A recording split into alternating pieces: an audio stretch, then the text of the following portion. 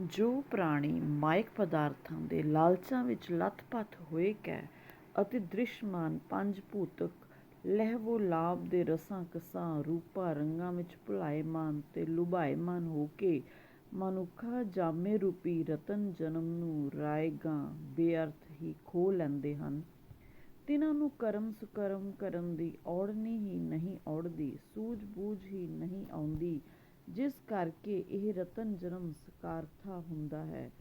ਉਹ ਉਸ ਸ੍ਰੇਸ਼ਟ ਸੁਕਰਮ ਨੂੰ ਕਰ ਹੀ ਨਹੀਂ ਸਕਦੇ, ਕਿਉਂਕਿ ਉਹਨਾਂ ਨੇ ਪੂਰਬਲੇ ਆਪਣੇ ਪਿਛਲੇ ਜਨਮ ਵਿੱਚ ਸੁਕ੍ਰਿਤ ਕਰਮਾਂ ਵਾਲਾ ਬੀਜ ਹੀ ਨਹੀਂ ਬੋਇਆ ਹੋਇਆ ਹੁੰਦਾ, ਜਿਸ ਕਰੂਰ ਕਰਮਾਂ ਰੂਪੀ ਮੰਦ ਭਾਗਾਂ ਦੇ ਕਾਰਨ ਉਹ ਨਾ ਉਹਨਾਂ ਨੂੰ ਇਸ ਜਨਮ ਵਿੱਚ ਸਤਸੰਗਤ ਪ੍ਰਾਪਤ ਹੁੰਦੀ ਹੈ, ਨਾ ਉਹ ਸੁਕ੍ਰਿਤ ਕਰਾਣੇ ਵਾਲੇ ਕਰਮ ਵਿੱਚ ਲੱਗ ਸਕਦੇ ਹਨ। ਯਥਾ ਗੁਰਵਾਕ ਪ੍ਰਾਨੀ ਕਾਹੇ ਕੋ ਲੋਭ ਲਾਗੇ ਰਤਨ ਜਨਮ ਖੋਇਆ, ਪੂਰਬ ਜਨਮ ਕਰਮ ਭੂਮ ਬੀਜ ਨਾਹੀ ਬੋਇਆ ਰਹਾਓ।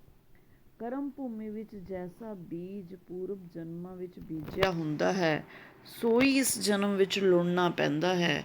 ਪਿਛਲੇ ਜਨਮ ਵਿੱਚ ਕੀਤੇ ਕਰਮਾਂ ਦਾ ਲੇਖਾ ਹਰ ਪ੍ਰਾਣੀ ਦੇ ਮੱਥੇ ਤੇ ਲਿਖਿਆ ਹੁੰਦਾ ਹੈ। ਇਹਨਾਂ ਲੇਖਾਂ ਅਨੁਸਾਰ ਹੀ ਜੋ ਕਰਮ ਅੱਗੇ ਨੂੰ ਅਗਲੇ ਜਨਮ ਵਿੱਚ ਕਰਨੇ ਹਨ, ਸੋ ਭੁਗਤਣੇ ਪੈਂਦੇ ਹਨ। ਪਿਛਲੇ ਜਨਮਾਂ ਦੇ ਮੰਦ ਕਰਮੀ ਪੁਰਸ਼ ਦੀ ਜਮਾਂਦਰੂ ਰੁਚੀ ਹੀ ਮੰਦ ਕਰਮਾਂ ਵੱਲ ਪ੍ਰਵਿਰਤ ਹੁੰਦੀ ਹੈ, ਅਤੇ ਜਿਸ ਨੇ ਪਿਛਲੇ ਜਨਮ ਵਿੱਚ ਸੁਕ੍ਰਿਤ ਕਰਮੀ ਸ਼ੁਭ ਕਰਮੀ ਬੀਜ ਬੋਇਆ ਹੁੰਦਾ ਹੈ, ਉਸ ਦੀ ਸੁਤੇ ਸ੍ਰਿਸ਼ਟ ਮੁੱਢ ਕਦੀਮੀ ਖਸਲਤ ਹੀ ਸੁਚੱਜੇ ਸੁਕਰਮਾਂ ਵੱਲ ਪ੍ਰਬਲ ਕਰਕੇ ਪ੍ਰੇਰਿਤ ਹੁੰਦੀ ਹੈ। ਜੋ ਧੁਰ ਲਿਖਿਆ ਲੇਖ ਸੇ ਕਰਮ ਕਮਾਏ ਸੀ ਵਾਲਾ ਗੁਰਵਾਕ ਇਸ ਪ੍ਰਥਾਏ ਠੀਕ ਘਟਦਾ ਹੈ, ਅਤੇ ਜਿਸ ਦੇ ਲੇਖ ਵਿੱਚ ਧੁਰੋਂ ਹੀ ਪੂਰਾ ਸੁਕ੍ਰਿਤ ਕਰਮੀ ਲੇਖ ਲਿਖਿਆ ਹੁੰਦਾ ਹੈ, ਤਿਸ ਵਡਭਾਗੇ ਜਨ ਨੇ ਹੀ ਇਸ ਜਨਮ ਅੰਦਰ ਗੁਰ ਦੀਖਿਅਤ ਗੁਰਮਤਿ ਨਾਮ ਧਿਆਇਆ ਹੈ। ਯਥਾ ਗੁਰਵਾਕ ਜਿਸਨੂੰ ਕਰਮ ਹੋਵੈ ਧੁਰ ਪੂਰਾ, ਤਿਨ ਗੁਰਮੁਖ ਹਰ ਨਾਮ ਧਿਆਇਆ। ਜਿਨ੍ਹਾਂ ਨੂੰ ਧੁਰੋਂ ਹੀ ਸ਼ੁਭ ਕਰਮ ਪ੍ਰਾਪਤ ਲਿਖਤ ਭਈ ਹੈ, ਤਿਨਾਂ ਨੂੰ ਹੀ ਇਸ ਜਨਮ ਵਿਖੇ ਨਾਮ ਧਿਆਉਣ ਦਾ ਸੁਭਾਗ ਪ੍ਰਾਪਤ ਹੁੰਦਾ ਹੈ, ਪਰ ਹੁੰਦਾ ਵਿਰਲੇ ਗੁਰਮੁਖ ਜਨਾਂ ਨੂੰ ਹੀ ਹੈ। ਪਹਿਲਾਂ ਤਾਂ ਵੱਡੇ ਭਾਗਾਂ ਕਰਕੇ ਮਨੁੱਖਾ ਜਨਮ ਮਿਲਦਾ ਹੈ, ਫਿਰ ਅਤ ਵੱਡੇ ਭਾਗਾਂ ਕਰਕੇ ਗੁਰੂ ਘਰ ਵਿਖੇ ਗੁਰੂ ਨਾਨਕ ਦੇ ਘਰਾਣੇ ਗੁਰਸੰਗਤ ਵਿੱਚ ਨਿਵਾਸ ਹੁੰਦਾ ਹੈ, ਅਤੇ ਗੁਰੂ ਦੁਆਰਿਓਂ ਪੰਚਾਮ੍ਰਿਤੀ ਗੁਰ ਦੀਖਿਆ ਮਿਲਦੀ ਹੈ। ਜਿਸ ਜਿਸ ਵਿਰਲੇ ਜਨ ਨੂੰ ਇਹ ਦਾਤ ਮਿਲਦੀ ਹੈ, ਉਹ ਗੁਰਮੁਖ ਵਿਰਲਿਆਂ ਦੀ ਸੰਗਤ ਅਤੇ ਪੰਥ ਵਿੱਚ ਆ ਰਲਦਾ ਹੈ। ਐਸੇ ਗੁਰਮੁਖ ਵਿਰਲਿਆਂ ਦਾ ਸਮੂਹ ਹੀ ਖਾਲਸਾ ਪੰਥ ਹੈ। ਬੇਖਾਸ ਤੇ ਬੇਖਾਲਿਸ ਮਲੇਛੀ ਭੇਖੀ ਬੰਦੇ ਜੋ ਨਾਮ ਅਭਿਆਸ ਦੇ ਨੇੜੇ ਨਹੀਂ ਜਾਂਦੇ, ਖਾਲਸਾ ਸਦਾਉਣ ਦੇ ਅਧਿਕਾਰੀ ਹੀ ਨਹੀਂ। ਅਜਿਹੇ ਮੰਦ ਕਰਮੀ ਮਲੇਛ ਖਾਲਸੇ ਨੇ ਹੀ ਪੰਥ ਨੂੰ ਬਦਨਾਮ ਕੀਤਾ ਹੈ। ਦਿਨ ਆਵੇਗਾ ਕਿ ਉਹ ਪਰਸਪਰ ਖਹਿ ਖਹਿ ਕੇ ਹੀ ਖਹਿ ਹੋ ਜਾਣਗੇ। ਤਤ ਨਰੋਤਮੇ ਖਾਲਸਾ ਕੌਮ ਜੁਗੋ ਜੁਗ ਅਟਲ ਅਤੇ ਅਮਰ ਰਹੇਗੀ। ਇਹਨਾਂ ਮਲੇਛ ਕਰਮੀਆਂ ਦੇ ਵੀ ਕੋਈ ਵੱਸ ਦੀ ਗੱਲ ਨਹੀਂ ਰਹੀ। ਇਹਨਾਂ ਦੀ ਪੂਰਬਲੀ ਲਿਖਤਕਾਰ ਹੀ ਐਸੀ ਹੈ। ਸੋ ਸੋ ਕਰਮ ਕਰਤ ਹੈ ਪ੍ਰਾਣੀ, ਜੈਸੀ ਤੁਮ ਲਿਖ ਪਾਈ। ਗੁਰਵਾਕ ਦੇ ਭਾਵ ਅਨੁਸਾਰ ਹਰੇਕ ਪ੍ਰਾਣੀ ਨੂੰ ਅਵਸ਼ ਉਹ ਕਰਮ ਕਰਨੇ ਬਣਦੇ ਹਨ, ਜੈਸੀ ਕਿ ਕਿਰਤ ਕਰਮ ਰੇਖਾ ਕਰਤੇ ਨੇ ਧੁਰੋਂ ਲਿਖ ਪਾਈ ਹੈ। ਪਰੰਤੂ ਇਹਨਾਂ ਕਰਮ ਰੇਖਣੀ ਮਲੇਛ ਕਰਮਾਂ ਦੇ ਉਹਨਾਂ ਨੂੰ ਜਵਾਬ ਦੇ ਜ਼ਰੂਰ ਹੋਣਾ ਪਵੇਗਾ। ਸਰਬ ਜੀਆਂ ਸਿਰ ਤੇ ਲੇਖ ਧੁਰ ਤੋਂ ਹੀ ਲਿਖੇ ਹੋਏ ਹਨ। ਕੋਈ ਵੀ ਪ੍ਰਾਣੀ ਇਸ ਲਿਲਾਟੀ ਲਿਖਤ ਤੋਂ ਮੁਸਤਿਸਨਾ ਨਹੀਂ, ਸਭ ਹੀ ਲੇਖੇ ਅੰਦਰ ਹਨ। ਕੇਵਲ ਕਰਤਾ ਪੁਰਖ ਅਲੇਖ ਹੈ। ਆਪ ਕਰਤਾ ਪੁਰਖ ਇਹ ਕੁਦਰਤ ਰਚ ਰਚ ਕੇ ਚਰਾਚਰ ਜੀਵਾਂ ਦੇ ਲੇਖ ਸੁਲੇਖ ਤੇ ਕੁਲੇਖ ਵਿਚਾਰਦਾ ਹੈ, ਅਤੇ ਖੁਦ ਅਲੇਖ ਹੀ ਰਹਿੰਦਾ ਹੈ। ਲੇਖ ਰਹਿਤ ਹੈ ਤਾਂ ਕੁਦਰਤ ਦਾ ਕਰਨਹਾਰ ਰਚਨਹਾਰ ਕਰਤਾ ਪੁਰਖ ਹੀ ਹੈ, ਜੋ ਨਾ ਸਿਰਫ ਕੁਦਰਤ ਨੂੰ ਰਚ ਰਚ ਕੇ ਹੀ ਦੇਖਦਾ ਹੈ, ਬਲਕਿ ਕੁਦਰਤ ਦੇ ਕਾਦਰ ਕਰਤੇ ਪੁਰਖ ਨੂੰ ਪੂਰਾ ਮਕਦੂਰ ਹੈ ਕਿ ਆਪਣੀ ਕੀਤੀ ਰਚੀ ਕੁਦਰਤ ਦੇ ਜੀਵਾਂ ਦੇ ਮੁਕੱਦਰ ਅਨੁਸਾਰ ਸਾਰੀ ਕਾਇਨਾਤ ਨੂੰ ਆਪਣੇ ਹੁਕਮ ਅੰਦਰ ਚਲਾਏ। ਜੈਸਾ ਕਿ ਗੁਰਵਾਕ ਹੈ, ਸਰਬ ਜੀਆਂ ਸਿਰ ਲੇਖ ਧੁਰਾਹੂ, ਬਿਨ ਲੇਖੈ ਨਹੀਂ ਕੋਈ ਜੀਓ। ਆਪ ਅਲੇਖ ਕੁਦਰਤ ਕਰ ਦੇਖੈ, ਹੁਕਮ ਚਲਾਏ ਸੋਈ ਜੀਓ। ਹੁਕਮ ਰਜਾਈ ਕਰਤੇ ਦੇ ਹੁਕਮ ਰਜ਼ਾ ਅਨੁਸਾਰ ਜਿਸ ਪ੍ਰਾਣੀ ਦਾ ਪੂਰਬਲਾ ਕਰਮ ਭਲਾ ਪੰਨੇ ਪਿਆ ਹੁੰਦਾ ਹੈ, ਤਿਸ ਨੂੰ ਗੁਰਮੁਖ ਸਾਧ ਜਨਾਂ ਦੀ ਸੰਗਤ ਵਿੱਚ ਪ੍ਰਾਰਬਧ ਦੀ ਵਿਸਰਾਮ ਮਿਲਦਾ ਹੈ। ਸੇ ਸਦਾ ਹੀ ਸੰਤਾਂ ਭਗਤਾਂ ਕੀਰਤਨੀ ਜਨਾਂ ਦਾ ਪੱਲਾ ਫੜੀ ਰੱਖਦੇ ਹਨ। ਤਿਨਾਂ ਦੀ ਓਟ ਆਸਰੇ ਰੂਪੀ ਸੰਗਤ ਨੂੰ ਉਹ ਸਦਾ ਸਹਾਈ ਜਾਣਦੇ ਹਨ। ਤਾਂ ਤੇ ਜਿੱਥੇ ਵੀ ਨਿਰਵਾਣ ਕੀਰਤਨੀ ਗੁਰਮੁਖ ਸਾਧ ਜਨਾਂ ਦੀ ਇਕੱਤਰਤਾ ਹੁੰਦੀ ਹੈ, ਤਿੱਥੇ ਉਹ ਧਾ ਕੇ ਜਾਂਦੇ ਹਨ ਅਤੇ ਸੱਚੇ ਹਰ ਜਸ ਦਾ ਲਾਹਾ, ਸੱਚਾ ਲਾਹਾ ਲੈਂਦੇ ਹਨ। ਐਸੇ ਨਿਰਵਾਣ ਨਾਦ ਅਨਾਦਿ ਕੀਰਤਨ ਧੁਨੀਆਂ ਵਾਲੇ ਸੰਤ ਸਮਾਗਮੀ ਗੁਰਮੁਖ ਸੰਗਤ ਵਿੱਚ ਜਾਣ ਅਤੇ ਰਹਿਣ ਕਰ ਤਿਨਾਂ ਦੇ ਜਨਮ ਜਨਮਾਂਤਰਾਂ ਦੇ ਜਮ ਸੰਤਾਪ ਮਿਟ ਜਾਂਦੇ ਹਨ। ਯਥਾ ਗੁਰਵਾਕ ਜਹ ਸਾਧ ਸੰਤਨ ਹੋਵੈ ਇਕੱਤਰ, ਤੈ ਹਰ ਜਸ ਗਾਵਹਿ ਨਾਦ ਕਵਿਤ। ਸਾਧ ਸਮਾ ਮਹਿ ਸਾਧ ਸਭਾ ਮੈਂ ਅਨੰਦ ਵਿਸਰਾਮ, ਉਨ ਸੰਗ ਸੋ ਪਾਏ ਜਿਸ ਮਸਤਕ ਕਰਾਮ।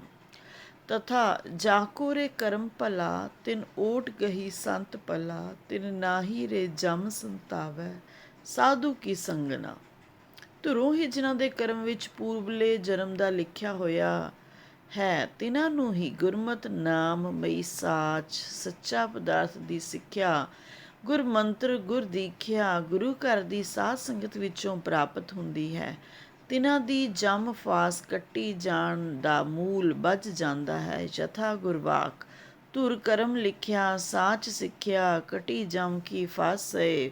ਗੁਰੂ ਘਰ ਦੇ ਵਿਰਲੇ ਕਰਮ ਜੋਗੀਸਰਾਂ ਗੁਰਮੁਖ ਭਗਤ ਜਨ ਅਭਿਆਸੀ ਜਨਾਂ ਤੋਂ ਬਿਨਾਂ ਇਹ ਸਾਰਾ ਚੱਲਣਹਾਰਾ ਅਸਾਰ ਸੰਸਾਰ ਗਰਭ ਗੁਮਾਨ ਦਾ ਹੀ ਅਟਿਆ ਹੋਇਆ ਹੈ। ਇਸ ਗਰਭ ਅਹੰਕਾਰ ਦੇ ਅੱਟੇ ਹੋਏ ਸਭ ਸੰਸਾਰੀ ਨਰ ਨਾਰੀ ਮਾਇਆ ਦੇ ਰੰਗ ਕੁਰੰਗ ਵਿੱਚ ਰੱਟ ਕੁਰੱਟੇ ਰਚੇ ਪਚੇ ਹੋਏ ਅਨੇਕਾਂ ਹੀ ਪਾਪ ਕਰਮ ਕਮਾਉਂਦੇ ਹਨ ਅਤੇ ਅੰਨ੍ਹੇਵਾਹ ਕਮਾਈ ਹੀ ਚਲੇ ਜਾਂਦੇ ਹਨ। ਅਹਨਿਸ ਇਹ ਅੰਧਲੇ ਕਰਮ ਕਮਾਉਂਦੇ ਹੋਏ ਲੋਭ ਮੋਹ ਅਭਿਮਾਨ ਵਿੱਚ ਡੁੱਬੇ ਰਹਿੰਦੇ ਹਨ। ਐਸੇ ਖਲਤ ਮਲਤ ਰਹਿੰਦੇ ਹਨ ਕਿ ਉਹਨਾਂ ਨੂੰ ਕਦੇ ਨਿਮਖ ਮਾਤਰ ਵੀ ਮਰਨਾ ਚਿੱਤ ਵਿੱਚ ਨਹੀਂ ਆਉਂਦਾ। ਜੇ ਮਰਨਾ ਚਿੱਤ ਆਵੇ, ਕਦੇ ਚੇਤੇ ਆ ਜਾਵੇ, ਤਾਂ ਉਹ ਪਾਪ ਕਰਮ ਤੋਂ ਕਦੇ ਤਾਂ ਸੰਕੋਚ ਕਰਨ। ਉਹਨਾਂ ਦੀ ਅਹਨਿਸ ਪੁੱਤਰ ਕਲਿੱਤਰ ਮਿੱਤਰਾਂ ਦੇ ਮੋਹ ਮਮਤਾ ਦੇ ਵਿਵਹਾਰਾਂ ਵਿੱਚ ਹੀ ਵਿਹਾਉਂਦੀ ਹੈ। ਸਾਰੀ ਅਵਰਦਾ ਵਿਆਹ ਜਾਂਦੀ ਹੈ। ਉਦੋਂ ਹੀ ਪਤਾ ਲੱਗਦਾ ਹੈ ਜਦੋਂ ਔਧ ਪੁੱਜ ਖਲੋਂਦੀ ਹੈ। ਗਿਣਤੀ ਦੇ ਲਿਖੇ ਦਿਨ ਕਾਲ ਦੇ ਆਯੂ ਦੇ ਮੁੱਕ ਜਾਣ ਤੇ ਸਿਰ ਤੇ ਆ ਖੜੋਂਦੇ ਹਨ ਅਤੇ ਧਰਮ ਰਾਏ ਦੇ ਦੁੱਖ ਦਾਤੇ ਦੂਤ ਜਮ ਆ ਮੂੰਹ ਦਿਖਾਉਂਦੇ ਹਨ। ਜੋ ਭਰਮ ਮਾਤਰ ਵੀ ਕਦੇ ਚਿੱਤ ਚੇਤੇ ਨਹੀਂ ਸਨ ਹੁੰਦੇ, ਬਸ ਪਾਪਾਂ ਦੀ ਖੇਪ ਲੱਦ ਕੇ ਚਲੇ ਜਾਂਦੇ ਹਨ। ਨਾਮ ਧਨ ਖੱਟਣ ਦੀ ਉਹਨਾਂ ਦੇ ਭਾਗਾਂ ਵਿੱਚ ਰੇਖਾ ਹੀ ਨਹੀਂ ਲਿਖੀ ਹੁੰਦੀ। ਕਿਰਤ ਕਰਮ ਪਿਛਲੇ ਜਨਮ ਦਾ ਮਿਟਦਾ ਨਹੀਂ। ਯਥਾ ਗੁਰਵਾਕ ਪਾਧਾਣੂ ਸੰਸਾਰ ਗਰਭ ਅਟਿਆ, ਕਰਤੇ ਪਾਪ ਅਨੇਕ ਮਾਇਆ ਰੰਗ ਰਟਿਆ। ਲੋਭ ਮੋਹ ਅਭਿਮਾਨ ਬੂਢੇ ਮਰਨ ਚੀਤ ਨ ਆਵੇ, ਪੁੱਤਰ ਮਿੱਤਰ ਵਿਵਹਾਰ ਬਨਤਾ, ਇਹ ਕਰਤ ਬਿਹਾਵੇ। ਪੁੱਜ ਦਿਵਸ ਆਏ ਲਿਖੇ ਮਾਏ, ਦੁੱਖ ਧਰਮ ਦੂਤ ਹੈ ਡਿਠਿਆ। ਕਿਰਤ ਕਰਮ ਨਾ ਮਿਟੈ ਨਾਨਕ, ਹਰ ਨਾਮ ਧਨ ਨਹੀਂ ਖੱਟਿਆ। ਜਿਹੜੇ ਕਰਮ ਪੂਰਬਲੇ ਜਨਮ ਦੇ ਧੁਰ ਲਿਖ ਪਾਏ ਹਨ, ਸੇ ਇਸ ਜਨਮ ਵਿੱਚ ਕਰਨੇ ਪੈਂਦੇ ਹਨ। ਇਹ ਧੁਰ ਲਿਖਤ ਕਰਮ ਹਨ। ਇਹ ਜ਼ਰੂਰ ਕਰਮਾਂ ਦੀ ਸ਼ਕਲ ਵਿੱਚ ਭੁਗਤਣੇ ਬਣਦੇ ਹਨ। ਜਿਹਾ ਜਨਮ ਮਿਲੇਗਾ ਤਿਸੇ ਜਨਮ ਵਾਲੇ ਕਰਮ ਵਿਧਾਤੇ ਵੱਲੋਂ ਧੁਰ ਲਿਖ ਪਾਏ ਕਰਮ ਅਵਸ਼ ਕਰਨੇ ਪੈਣਗੇ। ਪਿਛਲੇ ਜਨਮ ਦੇ ਕਰਮਾਂ ਦੀ ਸਜ਼ਾ ਜਜ਼ਾ ਵਿੱਚੋਂ ਜਿਸ ਪ੍ਰਾਣੀ ਨੂੰ ਚੰਡਾਲਾਂ ਦੇ ਘਰ ਜਨਮ ਮਿਲਿਆ ਹੈ, ਉਸਨੂੰ ਇਸ ਚੰਡਾਲ ਜਨਮ ਵਾਲੇ ਚੰਡਾਲ ਕਰਮ ਭੁਗਤ ਜਜ਼ੁਗਤੀ ਕਰਮ ਕਮਾਉਣੇ ਪੈਣਗੇ।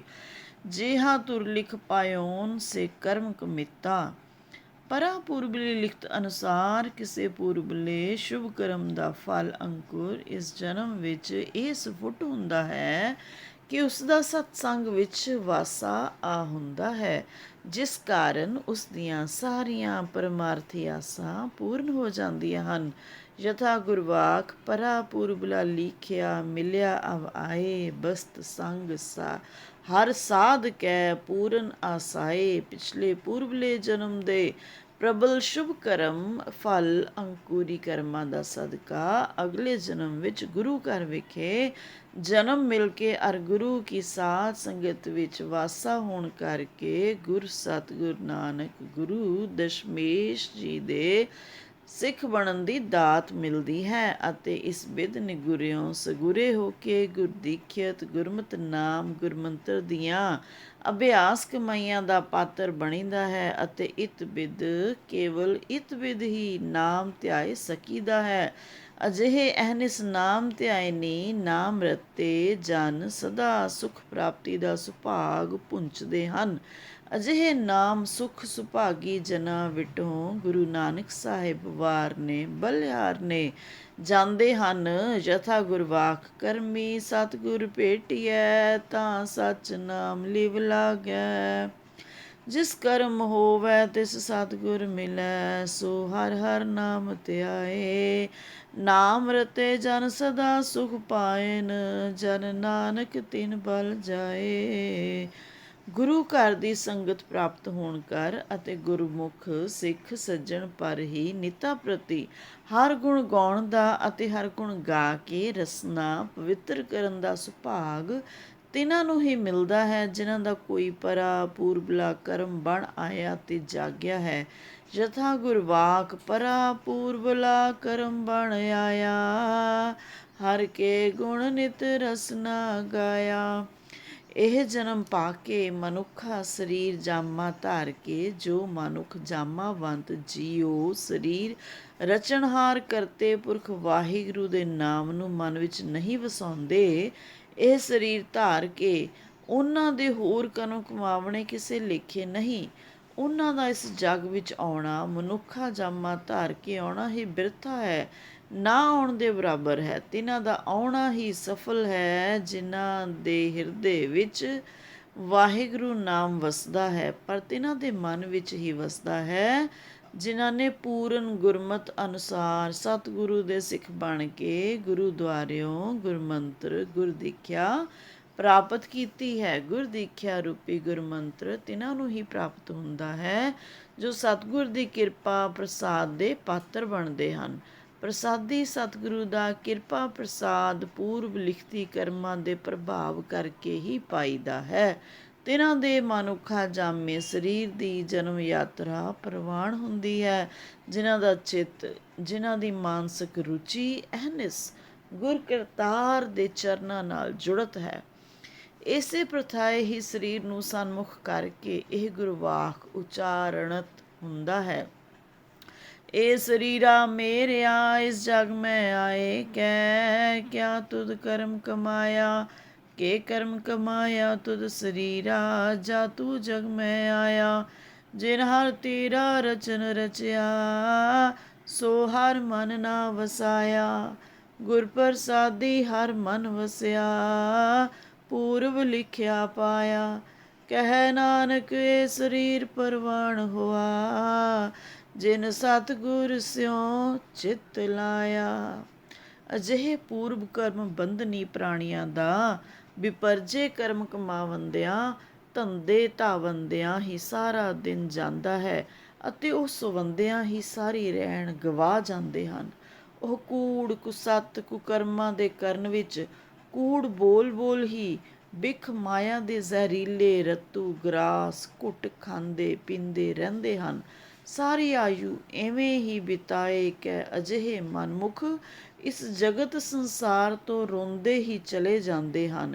ਅਗਾਹਾਂ ਵੀ ਰੋਣ ਕੁਰਲਾਣ ਉਹਨਾਂ ਦਾ ਮੁੱਕਦਾ ਨਹੀਂ, ਕਿਉਂਕਿ ਉਹਨਾਂ ਦੇ ਸਿਰਾਂ 'ਤੇ ਜਮ ਦਾ ਕਰਾਰਾ ਡੰਡਾ ਪੈਂਦਾ ਹੀ ਰਹਿੰਦਾ ਹੈ। ਇਸ ਜਮ ਡੰਡੇ ਦਾ ਦੰਡ ਉਹਨਾਂ ਨੂੰ ਖਿੰਨ ਖਿੰਨ ਸਹਿਣਾ ਪੈਂਦਾ ਹੈ। ਧੁਰ ਧਰਮ ਰਾਏ ਦੀ ਦਰਗਾਹ ਤਾਈਂ ਡੰਡੇ ਪੈਂਦੇ ਹੀ ਚਲੇ ਜਾਂਦੇ ਹਨ। ਇਸ ਕਰਕੇ ਧੁਰ ਦਰਗਾਹੇ ਵੀ ਉਹਨਾਂ ਦੀ ਪੱਤ ਪ੍ਰਤਿਸ਼ਠਾ ਨਹੀਂ ਰਹਿੰਦੀ, ਸਾਰੀ ਖੋਈ ਜਾਂਦੀ ਹੈ।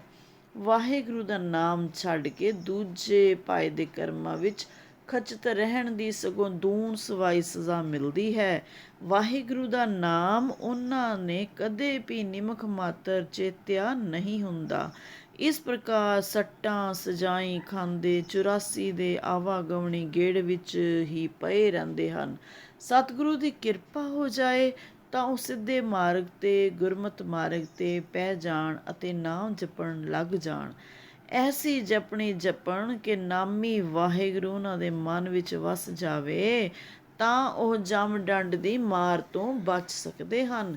ਜਮਾਂ ਦੀ ਮਾਰ ਤੋਂ ਬਚਾਵਾ, ਆਵਾ ਗਾਉਣ ਤੋਂ ਛੁਟਾਵਾ ਅਤੇ ਨਾਮ ਨਾਮੀ ਨਾਲ ਸਹਿਜ ਮਿਲਾਵਾ, ਇਹ ਸਭ ਪੂਰਬਲੇ ਕਰਮਾਂ ਕਰਕੇ ਹੈ। ਯਥਾ ਗੁਰਵਾਕ ਧੰਦਾ ਧਾਵਤ ਦਿਨ ਗਿਆ, ਰਹਿਣ ਗਵਾਈ ਸੋਏ। ਕੂੜ ਬੋਲ ਬਿਖ ਖਾਇਆ, ਮਨ ਮੁਖ ਚੱਲਿਆ ਰੋਏ। ਸਿਰੈ ਉੱਪਰ ਜਮ ਡੰਡ ਹੈ, ਦੂਜੈ ਭਾਏ ਪਤ ਹੋਏ ਖੋਏ। ਹਰ ਨਾਮ ਕਦੇ ਨਾ ਚੇਤਿਓ, ਫਿਰ ਆਵਣ ਜਾਣਾ ਹੋਏ। ਗੁਰ ਪ੍ਰਸਾਦੀ ਹਰ ਮਨ ਵਸੈ, ਜਮ ਡੰਡ ਨਾ ਲਾਗੈ ਕੋਏ। ਨਾਨਕ ਸਹਿਜੇ ਮਿਲ ਰਹੈ, ਕਰਮ ਪ੍ਰਾਪਤ ਹੋਏ। ਪੂਰਬਲੇ ਜਨਮਾਂ ਦੇ ਲੇਖ ਕੁਲੇਖ ਕਦੇ ਮਿਟਦੇ ਨਹੀਂ, ਨਾ ਹੀ ਜਨਮ ਮਰਨ ਦਾ ਸਿਲਸਿਲਾ ਹਟਦਾ ਹੈ। ਕੁਕਰਮ ਕਰਨੋਂ ਹਟੇ ਤਾਂ ਇਹ ਸਿਲਸਿਲਾ ਵੀ ਮਿਟੇ, ਪਰ ਹਟ ਸਕਦਾ ਨਹੀਂ। ਦੋਸ਼ ਤਾਂ ਕਰਮਾਂ ਆਪਣਿਆਂ ਦਾ ਹੁੰਦਾ ਹੈ, ਪਰ ਦੋਸ਼ ਹੋਰਨਾਂ ਨੂੰ ਦਿੰਦਾ ਹੈ। ਮੰਦੇ ਕਰਮ ਕਰਤੱਵ ਦਾ ਉਲਾਂਭਾ ਦੂਜਿਆਂ 'ਤੇ ਦਿੰਦਾ ਹੈ ਅਤੇ ਬਰੀਉਲ ਜੁਮਾ ਰਹਿੰਦਾ ਹੈ। ਹੋਰ ਕਿਸੇ ਆਪਣੇ ਸ਼ਰੀਕ ਉੱਤੇ ਉਲਾਂਭਾ ਦੇਣ ਦਾ ਜੇ ਰੱਖਣਾ ਨਾ ਮਿਲ ਸਕੇ, ਤਾਂ ਉਸ ਦਾ ਦੋਸ਼ ਕਰਨ ਕਰਾਵਨਹਾਰ ਕਰਤਾਰ 'ਤੇ ਲਾਉਂਦਾ ਹੈ, ਆਪਣੇ 'ਤੇ ਨਹੀਂ ਲਾਉਂਦਾ। ਕਰਨਹਾਰ ਕਰਮ ਵਿਦਾਤਾ ਕਰਤਾਰ ਤਾਂ ਕੀਤੇ ਕਰਮਾਂ ਦਾ ਫਲ ਭੁਗਤਾਉਂਦਾ ਹੈ ਅਤੇ ਕੁਕਰਮਾਂ ਦੀ ਸ਼ਕਲ ਵਿੱਚ ਭੁਗਤਾਉਂਦਾ ਹੈ। ਪਿਛਲਾ ਲੇਖਾ ਮਿਟਦਾ ਨਹੀਂ, ਉਹ ਹੋਰ ਕੁਕਰਮ ਕਰਕੇ ਅਗਾਹਾਂ ਦਾ ਲੇਖਾ ਵੀ ਵਧਾ ਲੈਂਦਾ ਹੈ। ਰੋਸ ਦੋਸ ਭਰਾ ਹੋਰ ਕਿਸ ਦਾ। ਯਥਾ ਗੁਰਵਾਕ ਪੂਰਬ ਜਨਮ ਕੋ ਲੇਖ ਨ ਮਿਟਈ, ਜਨਮ ਮਰੈ ਕਾ ਕੋ ਦੋਸ ਤਰੇ।